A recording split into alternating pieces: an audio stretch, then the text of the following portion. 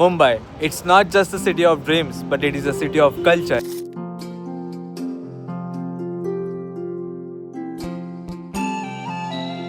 जिथे आपली भाषा, संस्कृती आणि परंपरा अभिमानाने जपली जाते. लाभले आम्हास भाग्य बोलतो मराठी.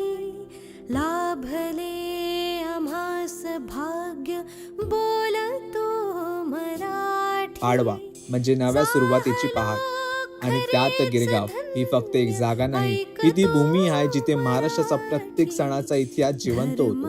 भगवे झेंडे जिथे आबाळाशी बोलतात, तिथे मराठी अभिमान छाती ठोकपणे डोलतात. ढोल तासांचा नाच जिथे फक्त ऐकू येत नाही, तो प्रत्येकाच्या रक्तात उसळतो. रंगोळीचा रंग, गुढीचा दिमाग आणि प्रत्येक घरात सणाचा सुगंध.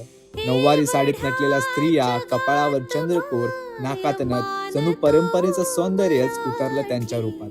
लहान मोठे सारे वेशभूषात रंगून जातात. कोणी छत्रपती संभाजी महाराज बनून पराक्रम दाखवतात, तर कोणी बाळ छत्रपती शिवाजी महाराज होऊन निरागसता जपतात.